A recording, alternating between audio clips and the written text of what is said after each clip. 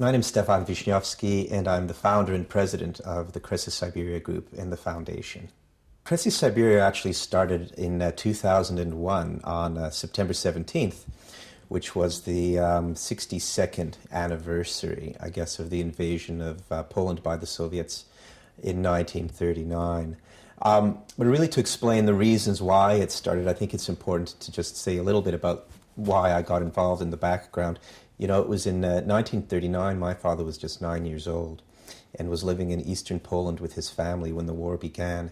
And because his father was a local official, he was actually a bit of a circuit judge in eastern Poland, when the Soviets came in, they arrested my grandfather in September 1939 and only released him a few days before the whole family was deported to Siberia, to Archangel actually, in February of 1940.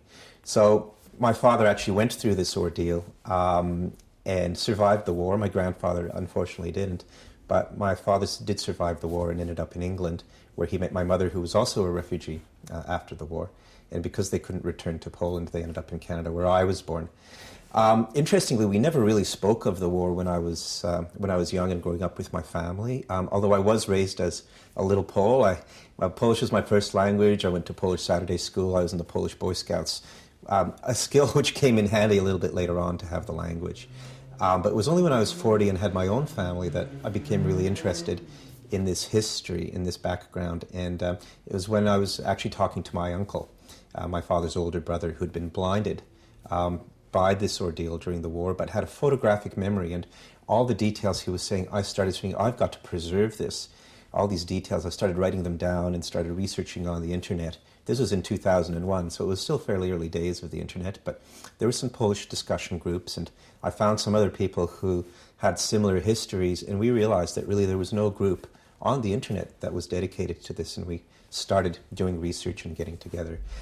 It was at this time that I discovered a film, again through the internet. The film was called A Forgotten Odyssey, and it was a new film that had been released. It was actually reviewed in Pravda, the Russian newspaper in Moscow, in 2001, and it was a Polish website by a fellow called Joseph Chapski, who's still a member of our group today, and he translated the Pravda article into Polish. I read it. It turns out the film had been shown in London at the Imperial War Museum, and it was the first documentary that had really been done in the English language about these deportations. So I got in touch with the producers, Jagna Wright and Aneta Nishinska, and convinced them to bring the film to Australia for a premiere, which we showed actually at the State Library on September 17th, 2001.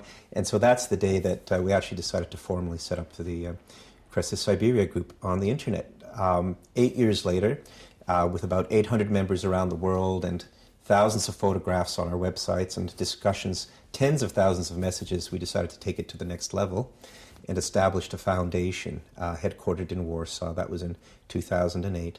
And in 2009, we had the great honor, really, of launching, again on September 17th, so that would have been the 70th anniversary of the invasion.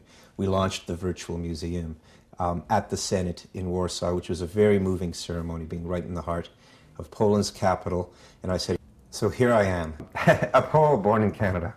It was very emotional because my father was able to come to the ceremonies as well and stood up and got a standing ovation from the gathered officials and visitors in Poland. On that same day, we opened the virtual museum around the world, in Sydney, where I live, as well as in Toronto, in Washington, and in London. So it was like a around the world opening of the museum, and it was a tremendous date for us, and we're very proud.